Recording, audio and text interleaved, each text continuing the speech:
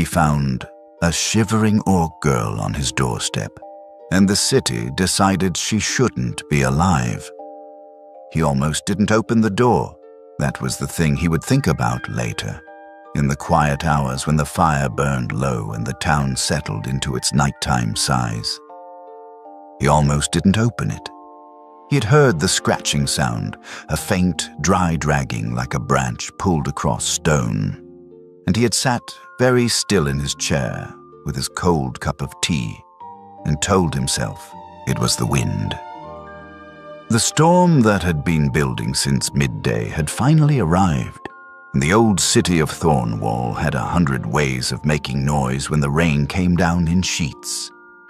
Shutters groaned, gutters overflowed. Loose roof tiles clacked against one another like tired applause. He told himself it was nothing. He told himself that 3 times before he stood up. His name was Edric Voss, 34 years old, with the hands of a man 10 years older, rough-palmed, stained with linseed oil and wood smoke, the knuckles of his right hand permanently swollen from an accident with a mallet the previous winter. He was a joiner by trade, a craftsman who made furniture and repaired structural frames, and occasionally, when money was thin, took on whatever work the Guildhall posted on its board. He was not a remarkable man. He knew that. He had stopped trying to be one. His wife, Maren, had died 2 years ago. A fever in the lungs. 14 days from first cough to last breath, and he had been there for all of them, sleeping in a chair by her bed so that she would not be alone in the dark. The house still smelled like Maren's lavender soap if he stood in the doorway of the bedroom long enough. He wasn't ready to give that up. He wasn't ready for much these days.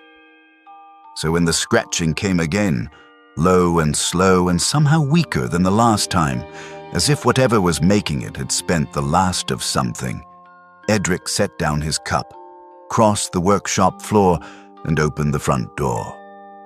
The storm fell in at him like a wall. Rain hammered the cobblestones. The lantern above his door swung and guttered. And there, crumpled on the worn stone step where his welcome mat used to be, was a girl. He almost shut the door. Not out of cruelty. Something older than cruelty. Something that lived in the chest and squeezed when things became too real, too close. Too much like a problem that could not be solved with wood and joints and the familiar geometry of his craft. He felt that squeeze now, sharp and specific, and his hand tightened on the doorframe. Then the girl moved. Just slightly. One hand scraped against the wet stone, fingers curling without purpose. The way a body moves when the mind has given up, but the body hasn't received the message yet. And in the swinging lantern light, Edric saw the color of her skin, the mottled gray-green that was unmistakably not human, and the small curved tusks at the corners of her lower lip, and the ears that came to a blunted point, and the dark blood that had soaked through her side and mixed with the rainwater to run in pink rivulets across his step. An orc, on his doorstep, in Thornwall. And the worst part was that Thornwall had already rehearsed what it wanted to do with an orc girl like this. He had seen the word they used for it. Not arrest, not question, not even expel, disposal. It had been stamped in block letters on a notice board outside Wharton Station 4. The notice wasn't a list of names. It was a list of types. Unregistered non-human. Disposal authorized. Edric had stood there that day with sawdust still on his sleeves and felt something cold settle behind his ribs. Because once a city learns to call a person a category, it becomes very easy for it to decide that the category shouldn't be alive. Thornwall had passed the registry edict 18 months ago. Paper law with iron consequences.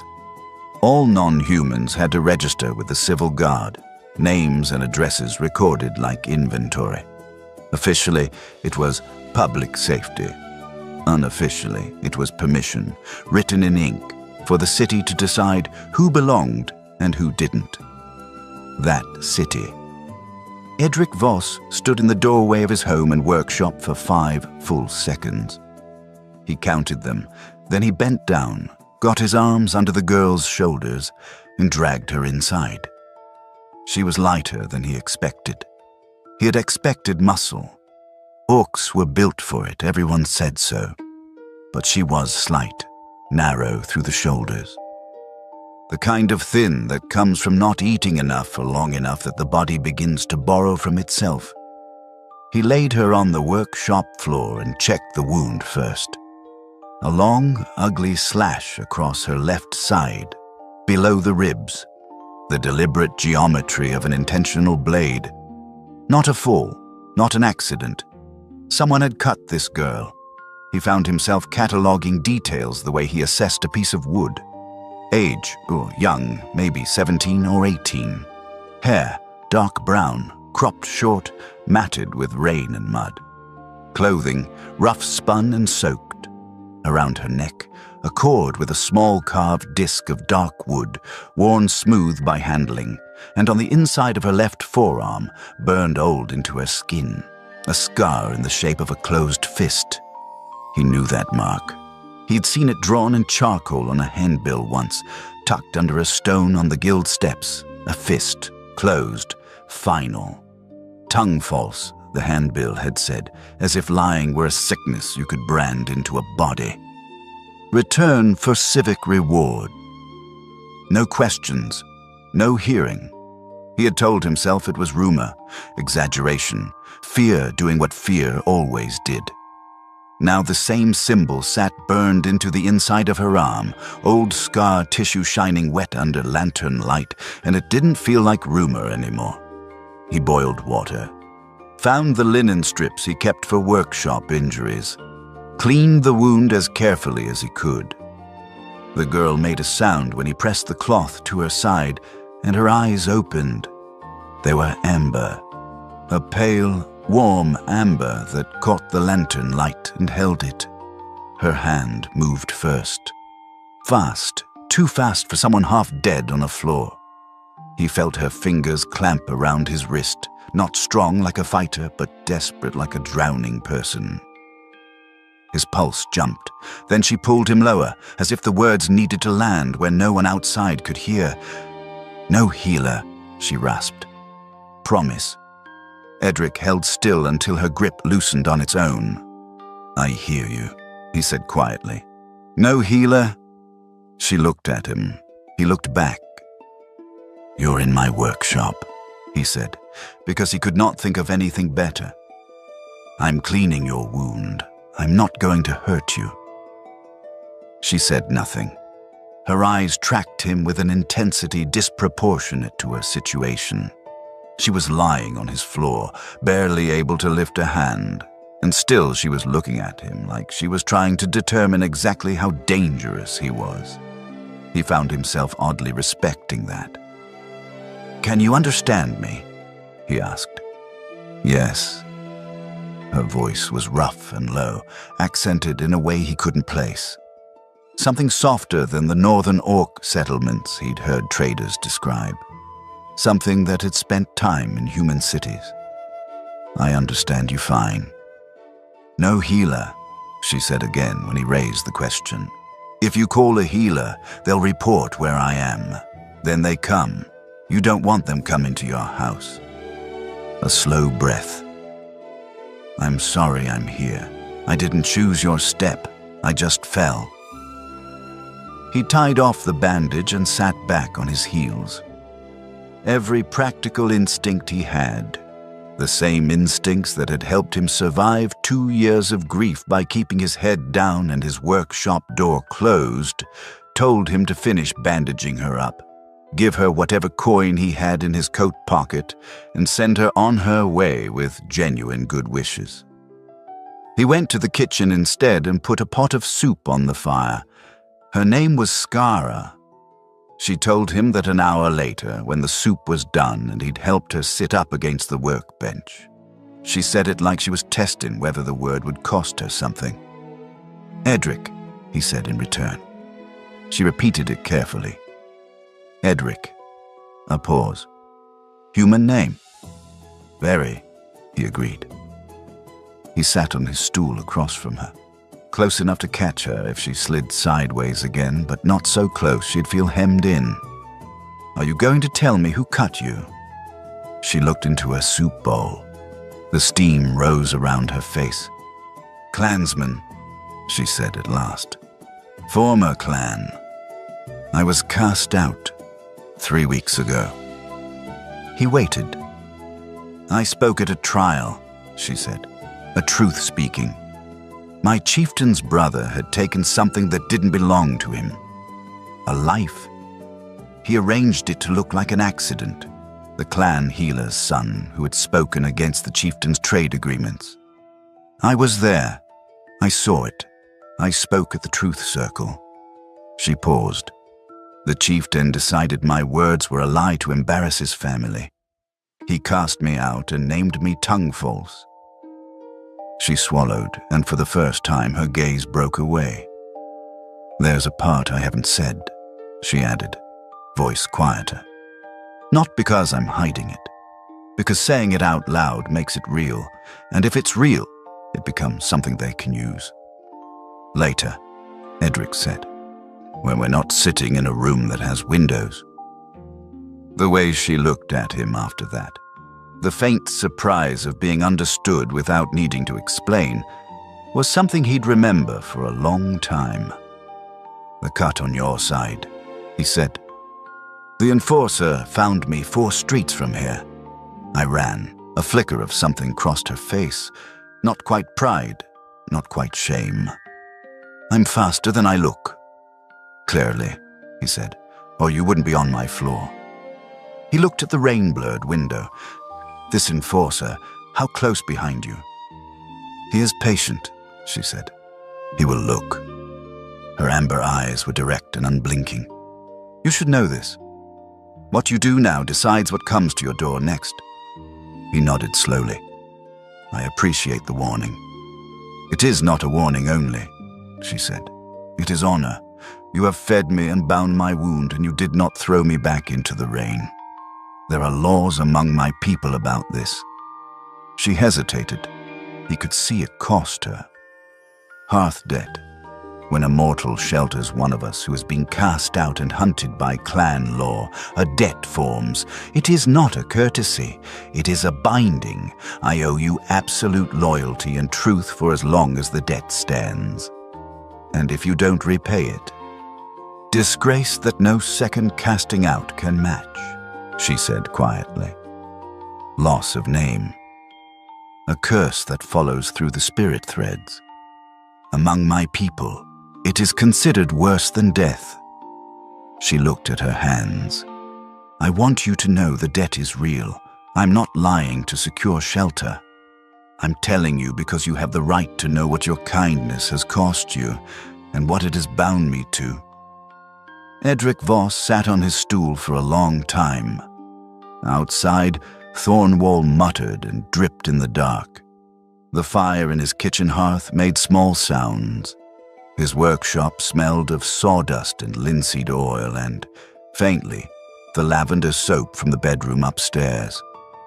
"There's a storeroom at the back," he said at last. "It's warm enough. I'll put a pallet in it." He stood, picked up her bowl, and headed for the kitchen. "In the morning, we'll decide what to do about the rest of it." He did not sleep well. He lay in the room that still smelled faintly of lavender and stared at the ceiling. He thought about Maren, how she would have opened the door faster, already calling for hot water and clean cloth.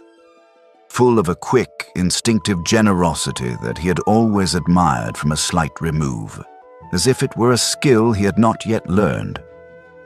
He thought about the amber eyes and the old burn scar in the shape of a closed fist.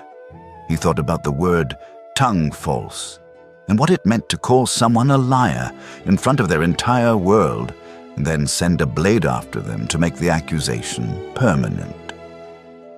He got up at dawn and made porridge. Skara was already awake when he knocked and opened the storeroom door. Sitting cross-legged on the pallet, back straight despite everything, turning the small wooden disc on its cord through her fingers. In the grey morning light, she looked younger and older at the same time. "How's the side?" he asked. "Stiff. Not infected. Orc blood runs hot." She picked up the bowl. Then, "I should move on today. I don't want to bring more trouble to your house." "You need a healer," he said. "Not a guild healer. There's a woman on Silt Street, retired, not registered with the guild. She patches people quietly. No reports." He leaned against the doorframe. "There are a few things I need to do in town today anyway. You can come with me or stay here. But if you stay here, sir, stay away from the windows." A long pause. "Then, I'll come." Thornwall in the morning after a storm was a city doing its best to look unbothered. The gutters ran brown and fast. Market vendors were out early, resetting their stalls, wringing out their awning cloths. The cobblestones were dark and slick, reflecting the pale sky. Edric walked with Skara at a pace he chose carefully, not hurrying, because hurrying drew eyes. She wore a cloak from his storeroom trunk, dark grey and too large for her, but it covered the bandage and the points of her ears when she pulled the hood up. "Don't look at the ground," he said quietly. "I wasn't. You were about to, I can tell. In this city, looking at the ground reads as guilt or fear. Both make people look harder." 2 streets later, he felt it. The shift that told you someone had decided to match your pace. Not running, not obvious. Just there. He angled them into a narrow lane of hanging laundry, through a candle shop he knew, and out the side door into a courtyard. They stepped back onto the next street. 2 dock rat boys passed the shop window, eyes searching for something that wasn't there anymore. Skara exhaled once, slow. "You noticed," she said. "I notice," Edric replied. "That's how I stay alive in this city." 3 streets further on, they passed a posted notice from the warden's office. Reminder. Per the registry edict, all non-human persons must be registered with the civil guard. Unregistered non-human persons are in breach of civic law. Citizens who knowingly harbor unregistered non-human persons may be subject to fine or civic sanction. Edric did not slow down. Skara had read it too. He could tell by the quality of her silence. "How old is the edict?" she asked. 18 months. It came after a merchant was robbed by 2 men who happened to be from the Northern Orc settlements. The warden used it to pass the registry. He called it a public safety measure. He paused. The 2 men were caught and sentenced within a month. The registry is still in place. Skara said nothing to that. What was there to say? Silt Street was narrow and damp and smelled of old wood and river clay. The woman Edric was looking for lived at the end, a retired midwife named Sarah Dunt, 60 and compact, with close cropped grey hair and the deeply observant eyes of someone who had spent decades reading people in moments of crisis. She looked at Edric. She looked at Skara. She stepped back and opened the door wider. "Workshop injury," she said, as if this were entirely routine. "Blade wound," Edric said. "Left side." "Clean cut. I dressed it last night." "Come in then." Sarah stitched the deepest part of the wound while Skara sat very still and looked at the wall. She packed clean dressings and a pot of wound salve and handed them to Edric with a look that meant, "We'll settle this later." At the door, she said quietly, "Be careful, Voss. The warden's men were on this street yesterday. A pause. If they learn I stitched her, they'll take what's left of my license, just to make a point. She shrugged like a woman too old to be impressed by fear. I did it anyway, so don't waste what I just risked. He nodded once, and they walked. At the guild hall, a young clerk named Ferris took in Skara with a visible start. The ears, the skin, the tusks, then focused very deliberately on the paperwork for Edric's cabinet delivery. You're a helper, she registered, Ferris asked, without looking up. She's my assistant, Edric said. Flat and practical. She helps me with deliveries. Ferris looked up then. He was 22 or so, with the mildly anxious expression of someone who was aware of the rules and also aware that following them rigidly wasn't always the same as doing the right thing, and who had not yet decided which to prioritize. He looked at Skara. She looked back with a careful, neutral expression of someone who had made that calculation many times. Right, Ferris said.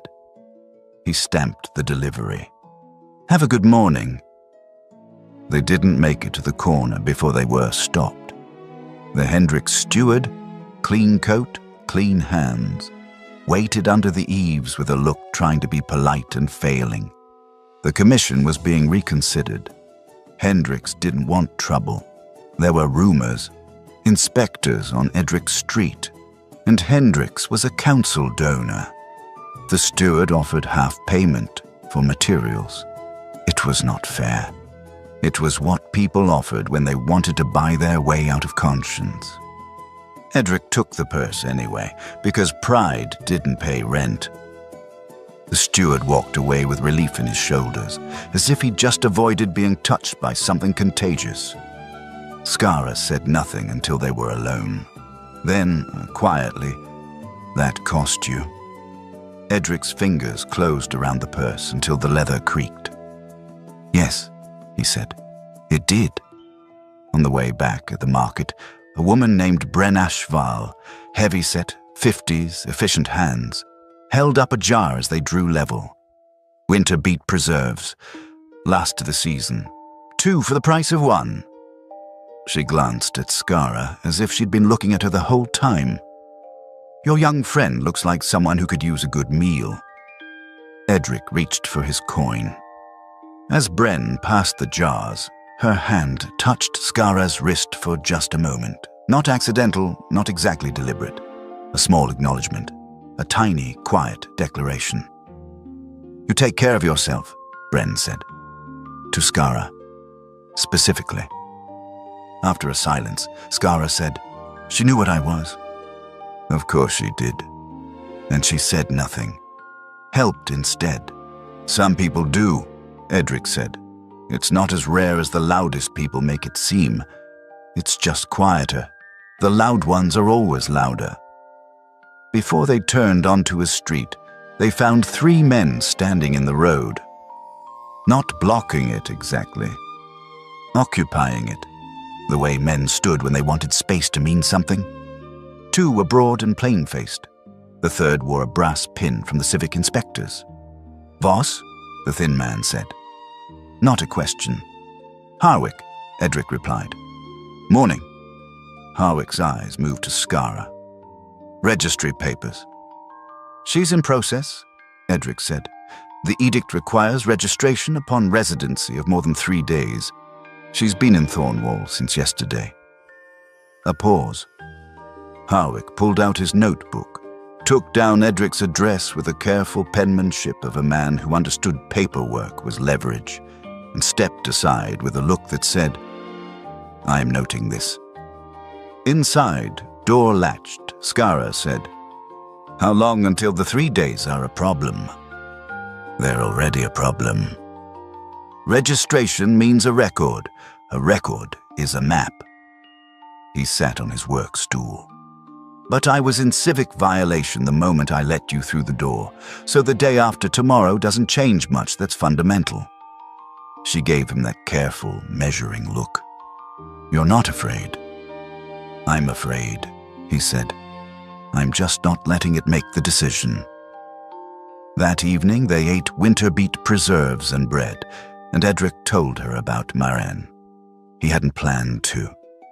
It came out slowly, the way things came out when the fire was warm and the dark outside was pressing, and the person across from you was quiet in a way that made silence feel like invitation rather than absence. He told her about the workshop they'd run together for 6 years. Maren keeping the books, drawing the plans, while he cut and fit and assembled. He told her about the lavender soap, about the 14 days.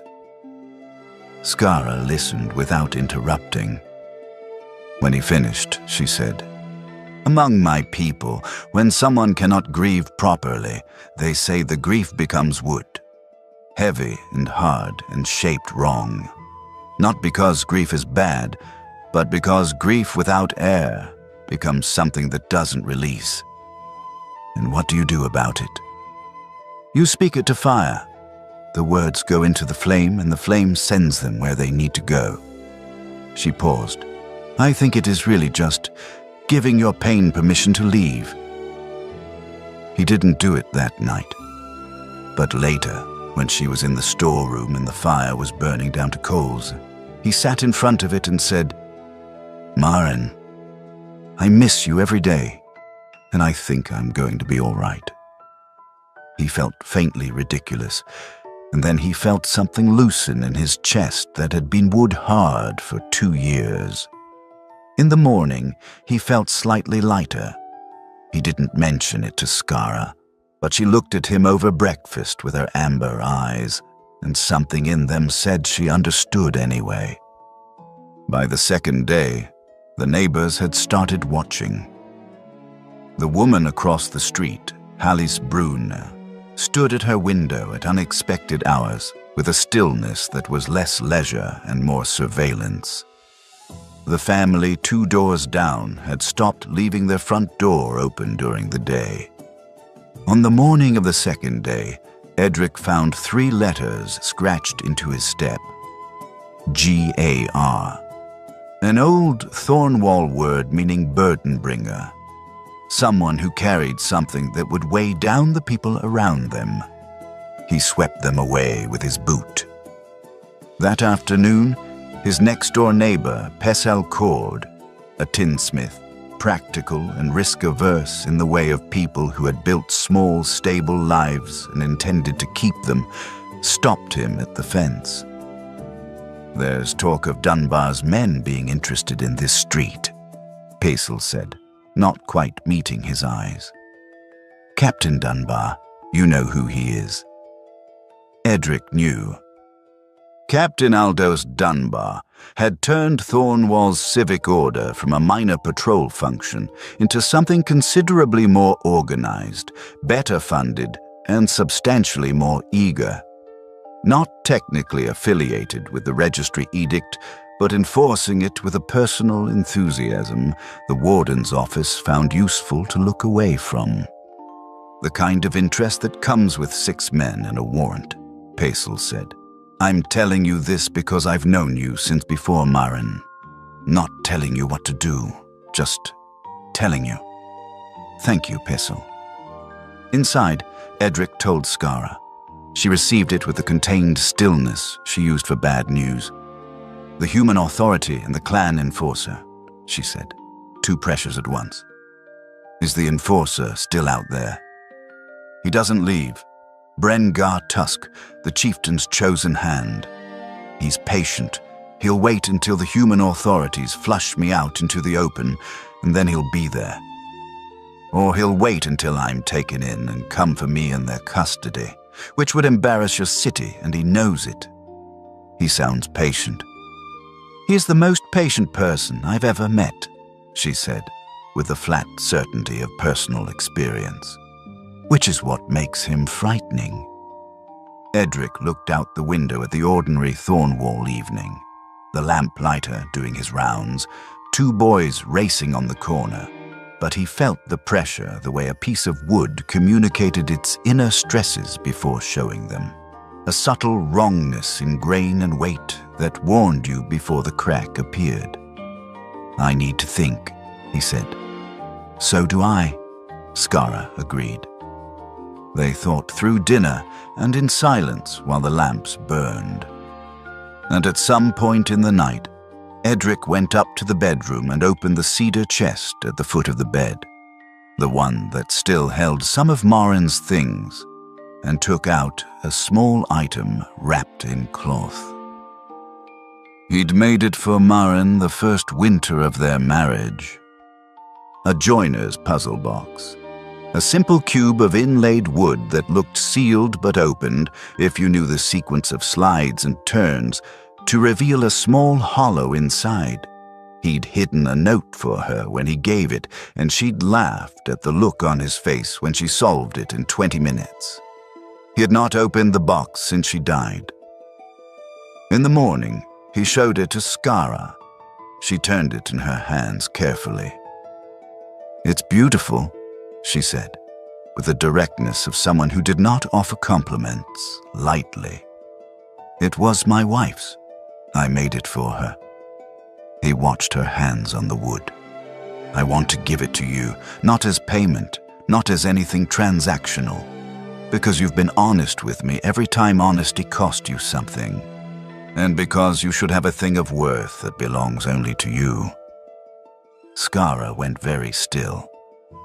Then she reached into her trouser pocket and brought out a small carved token he hadn't seen before. Dark green stone, roughly thumb-shaped, incised with lines he didn't recognize. "I made this 3 nights ago, in your storeroom, with a chisel I borrowed from your rack.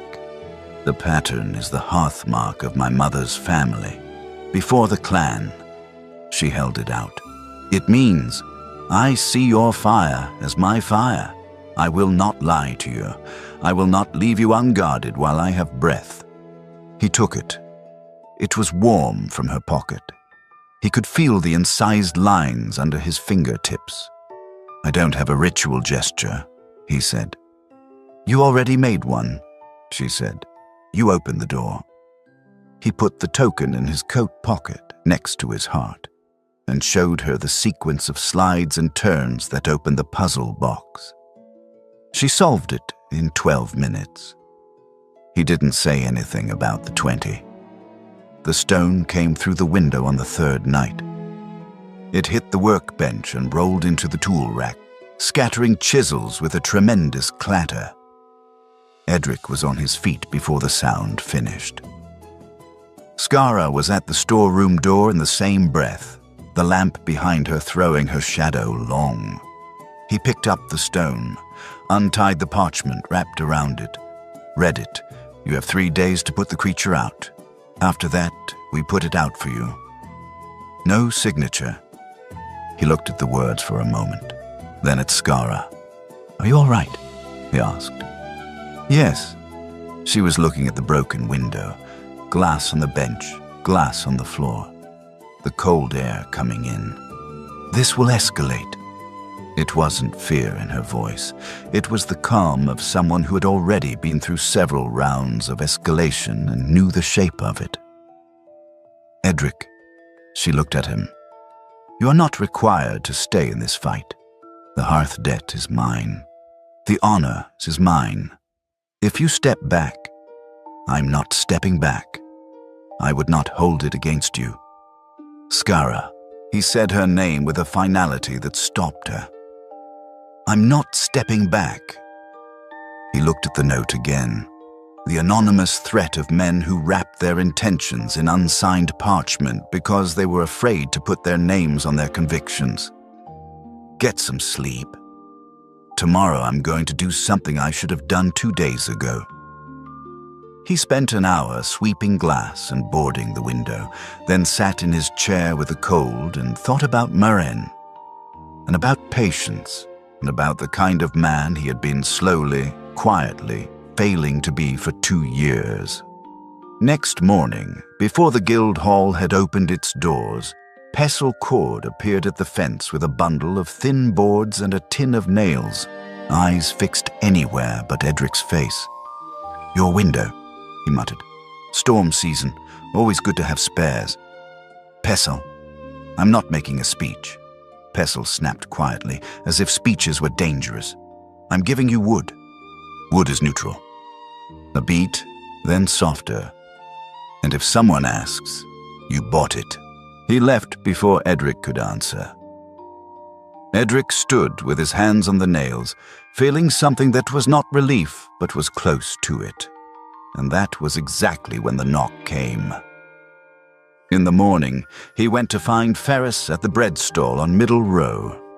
He fell into step beside the young clerk and said quietly, "I need to send a letter north to the Orc Matron Circle at the Elder Hall in Greyvane. I need it to arrive within 4 days, and I need it not to pass through the Thornwall Civil Post. I know you sometimes carry private correspondence for your uncle's shipping firm." Ferris ate his bread in silence. They walked half a block. "My uncle's courier goes to Greyvane on 6th day, Ferris said finally. "That's tomorrow." "Good. What's in the letter?" "The truth," Edric said. "Just the truth." Ferris nodded slowly. The look in his eyes was the look of someone who had been waiting and had now decided. "Give me the letter by tonight," he said. Edric wrote it that afternoon, carefully, in the plain, functional prose he used for contracts and estimates. He wrote what Skara had told him. The truth speaking, the clan trial, the name of the chieftain's brother, the name of the healer's son who had died. He wrote the casting out, the enforcer, the wound, the shelter. He wrote the name Brengar Tusk and the nature of the hearth dead. Then he wrote, "I'm a human craftsman of no particular standing in my city. I am writing to you because a young woman told me the truth when it cost her something to do so, and I believe her, and I think that belief is enough of a foundation to stand on. She is called Skara, and she is owed justice. I asked for the Elder Circle's witness. He gave it to Ferris at dusk, sealed, and said nothing more about it. That same evening, someone came to the workshop door. Not a stone, a knock, 3 polite, even strokes, in a pattern that sounded more deliberate than Harwick or dock workers. Edric opened the door. The orc, standing on the step, was tall and broad, but not aggressively so. He wore city clothes, plain and dark. His face was composed to absolute neutrality, the way trained stone is composed to absolute smoothness. He had eyes the color of pewter, and they were the most patient eyes Edric had ever looked into. "Edric Voss," the man said. Not a question. "Yes. My name is Brengar Tusk. I believe you have something that belongs to my chieftain. I would like to discuss a peaceful resolution." The way he said peaceful made the word feel like the beginning of a countdown. "She doesn't belong to anyone," Edric said. "That is one interpretation," Bren said pleasantly. "The clan law has another." "Then the clan law is wrong." Bren looked at him with those pewter eyes for a long, still moment. "You are brave," he said. Not admiringly, simply as an observation. "Oh, you don't know what you're dealing with." "Probably both," Edric said. "Come back when you have papers from the Elder Circle. Until then, you have no standing in this city, and I have every right to close this door." He closed the door. He stood with his back to it, breathing. His heart was doing something loud and structural. From the storeroom, "Edric, I know." That was Bren. "I know that too." He peeled himself off the door and went to the kitchen. His hands, he noticed, were completely steady. The letter's on its way to Greyvane. 4 days if the courier is good. He put the kettle on. "We need to stay intact for 4 days." The next 2 days were the worst. Harwick came on the morning of the 4th day with a formal notice. Not the 6 men with a warrant, not yet, but a document citing the registry violation and giving Edric a formal hearing date 2 days from now. Precisely written and entirely legal, and meant to convey that the walls were closing in measured, orderly increments. Bren came back twice. Both times Edric met him at the door without opening it. Bren spoke through the wood in a tone of absolute, patient reasonableness that was somehow more threatening than shouting. He never raised his voice. He simply described the ways the clan law applied and what a peaceful alternative might look like.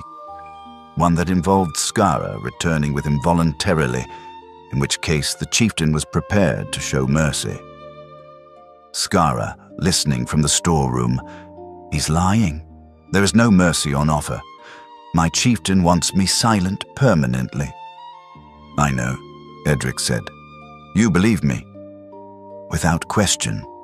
She was quiet for a moment. I'm not used to that, she said. Being believed without needing to prove it first. Get used to it, he said. It's the normal baseline, and you deserve it.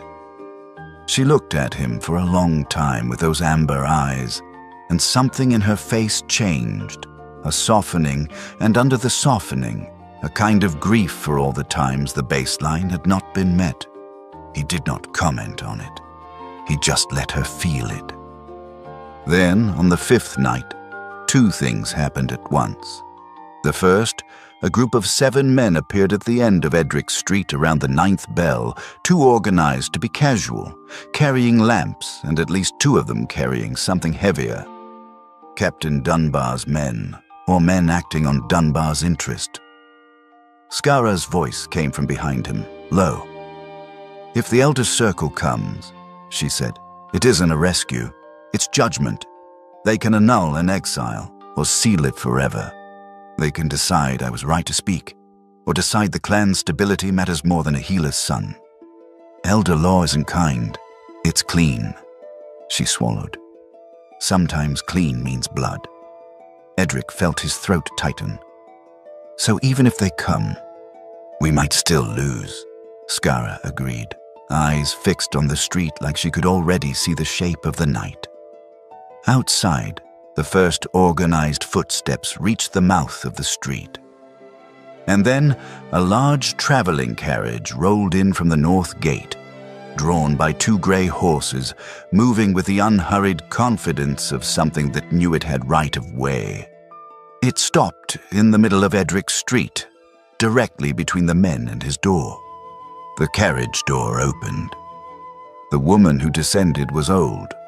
Not frail old, but authoritative old, the kind of old that had been building for decades and was now complete. She was an orc, broad-shouldered and deliberate, wearing deep blue robes with a sash of braided gray and green that Skara made a sharp sound at seeing. Her hair was white and elaborate. Her face was a map of considered lines, each one earned. Bren Gartusk materialized from the shadows near the lamppost. He looked at the woman, and even from the window Edric could see him process something. The pewter eyes adjusted. The composed face recalibrated with the speed of a man very practiced at not showing surprise, but showing it slightly anyway. Matron Vel, Bren said, and for the first time his voice had edges. Bren Gartusk, said the old woman. Her voice carried the easy authority of someone who had been speaking in official capacities for 40 years and expected to be heard. I received a letter. At the other end of the street, Dunbar's men had slowed. Not stopped, but slowed. The carriage, the robes, the attendants were not what they had come for. Uncertainty makes people slow. The letter is the business of the clan, Bren said, recovering. The letter is the business of the Elder Circle, Matron Vel said, which supersedes the chieftain's justice in cases of wrongful exile. She turned from Bren with the completeness of someone closing a door, faced the workshop, and raised her voice. Edric Voss, I understand you are the shelter. He opened the workshop door. He walked out onto his step. Behind him, after a moment, came Skara. Matron Vel looked at her for a long time. Something passed across the old orc's face that was complex. Recognition, grief, something that might have been anger, and underneath it all, the particular sorrow of someone who had arrived as quickly as they could, and was not sure quickly was enough. "Skara, daughter of the Grey Morn," she said, "I have read the testimony you gave at the Truth Circle. I have read it against the testimony of 4 other witnesses whom your chieftain believed he had silenced." A pause. He was incorrect in that belief. Skara had gone very still. Edric felt it beside him, the particular stillness of someone who had stopped breathing because they were afraid to exhale in case the moment broke. "The exile was wrongful," Matron Vel continued in the cadence of formal declaration. "The tongue-false claim was a lie to protect the guilty. The sentence against you is annulled by Elder Circle authority, effective from this moment. And the man, Haldith Gar-Iron, your chieftain's brother, is now charged under clan law for the murder of Yavar the Healer's son. Your words have been witnessed and will be written." At the street's end, Dunbar's men had stopped entirely. One of them had taken a step back. Bren Gar-Tusk stood very still. Then he bowed his head, a short, formal bow, the bow of a man who served the law and who, faced with a higher expression of the law, was compelled to recognize it. It was, Edric thought, the most chilling thing Bren had done in any of their encounters, because it meant the threat was over, which also meant the threat had been entirely real. "Skara," Matron Vel said more quietly now. "Come here." Skara walked across the street. She moved like someone walking towards something she had given up on having. The old woman looked at her, and then, with a brevity that was more eloquent than ceremony, put her hand against the side of Skara's face, the way a grandmother does, and said something in Orcish that was too quiet to carry. Skara's face broke. Not into crying, exactly, though her eyes filled. It broke into the expression of someone whose armor had been on so long they'd forgotten what it felt like to be without it, and who had just been given permission to remember. A kind of relief so profound it was almost painful to witness. Captain Dunbar's men left. Matron Vel requested a public witnessing, the price required by elder law when a wrongful exile was annulled. A declaration in the city where the exiled had sheltered, witnessed by at least 10 adults of good standing, so the annulment could not later be disputed. The witnessing was held in the market square on a clear morning. More than 10 adults were present. Bren Ashvale was there, standing solid in her apron. Young Ferris was there, in his good coat. Sarah Dunt was there, small and upright. Pacel Cord was there. This surprised Edric and moved him more than he expected, standing near the back with his hat in his hands. And Hallis Brune, from across the street. He had not expected that. She caught his eye and gave him a small, tight nod that contained about 7 different emotions, none of them without some trace of conscience. Matron Vel spoke the annulment in 2 languages. Skara stood beside her, steady and straight, her hood down in the open air. The market went on around them, not pausing entirely, but quieting slightly, the way markets do when something is happening that everyone knows matters. At the end, Matron Vel said, "The shelter giver is to be recognized." She looked at Edric. He was not prepared for that, and he knew he looked unprepared, and he didn't much care. He was a joiner who repaired frames and had opened a door in a storm. "Edric Voss," Matron Vel said. "By the law of hearth debt and by the right of the Elder Circle, I declare your shelter as the act of a just person. This city will note it." She paused, and the slight dryness in her tone suggested she was aware of the irony of declaring this in a city whose official stance had been the opposite.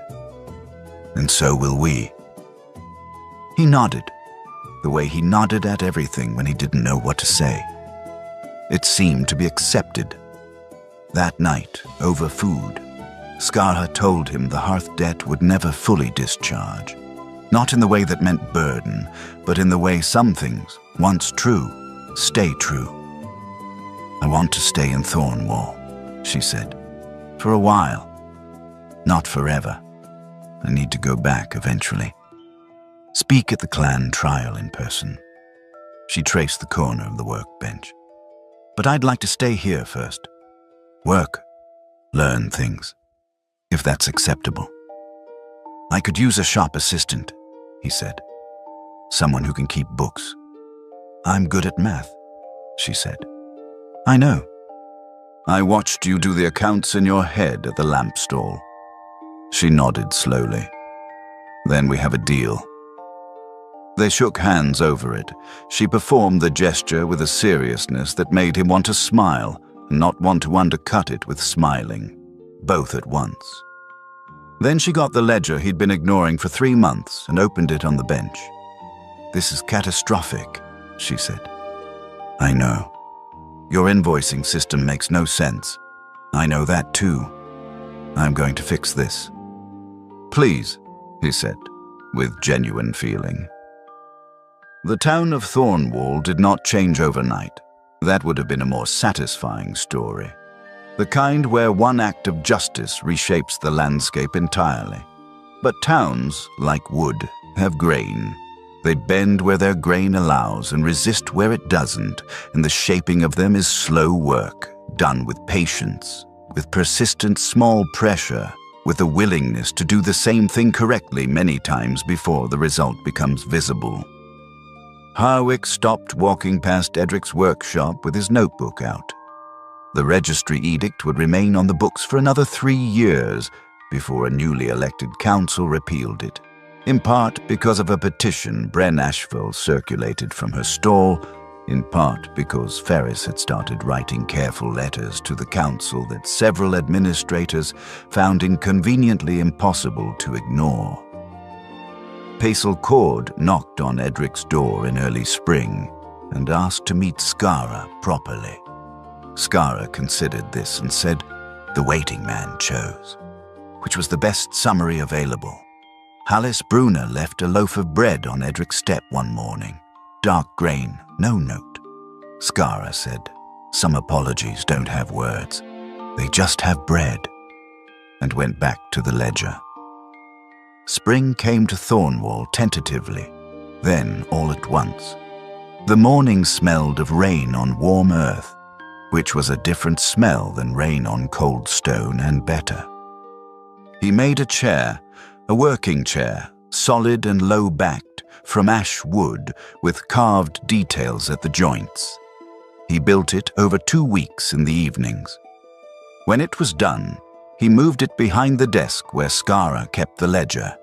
She came in the next morning, saw it, and stood still.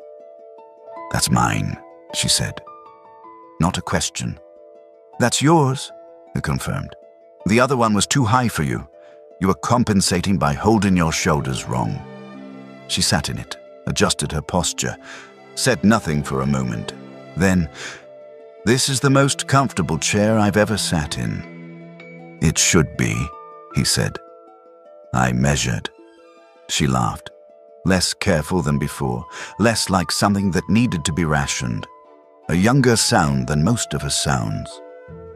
He kept planing the frame piece and said nothing, which was the correct thing to do. 3 months after the night of the storm, a package arrived from the Elder Circle in Grey Vane. Inside, a letter from Matron Vell confirming that the trial of Huldeth Gar Ein had concluded with a verdict of guilt. The first time in 40 years the Elder Circle had overturned a chieftain's exile and then prosecuted the chieftain's family on the same testimony. The letter noted, with a brevity that carried weight, that Skara's testimony had been the pivot point. Also in the package, a small disc of grey stone carved in a pattern Edric recognized as a variant of the hearthmark on the token Skara had made for him. Not identical, but related. Matron Vel's note read, "For the shelter, the hearthmark of the Elder Circle, so that any of our people who see it will know that your fire is safe." "She's saying your home is protected," Skara said quietly. "Any orc who comes to your door and sees that mark, they'll know you're a place of safe harbor. They don't give these lightly." Edric turned the disc over in his calloused, oil-stained hands. A small grey stone with a carved mark. A door, opened in the dark, in a storm. The weight of both those things pressed against each other in his chest, the smallness of the action and the size of what it had made. He went to the front door and hung the disc on the nail beside the frame where his welcome mat used to be. The nail he had never removed after the mat rotted. The nail he'd always meant to do something with. He did something with it now.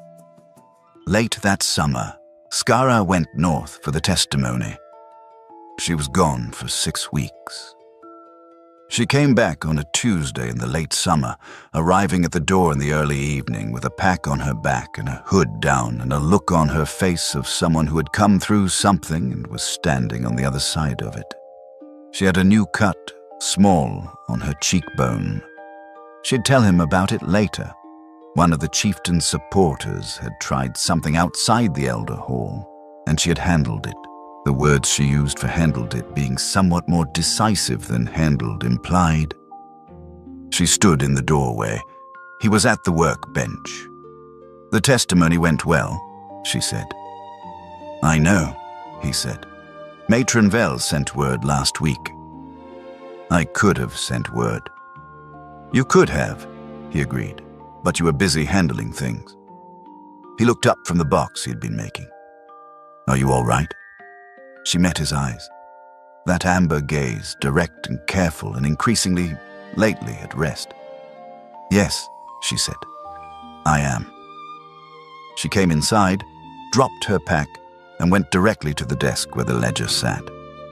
She opened it to the last entry he'd made and made a sound that was deeply unimpressed. "I tried," he said. "It's very bad." "I know." She sat down in her ash wood chair, because it was her chair now, unreservedly, and began correcting his entries with the brisk efficiency of someone resuming a task that had never really stopped. The pen scratched. The late summer light lay across the bench and the walls in the small grey disc hanging by the door. The smell of sawdust and linseed oil. The warmth of the hearth burning low against the evening chill. He went back to his box. They worked in comfortable silence, the way you work when you've stopped needing to announce your presence to each other. When the presence is simply assumed and the work simply continues and the day does what days do. He would think later that there had been no single moment when the grief became something else. No clean divide. It was like a piece of wood that has been oiled and worked and oiled again. At some point, you look at it, and it is no longer raw. You cannot say which application of oil made the difference. Only that the work was done honestly and over time. He still thought about Maren.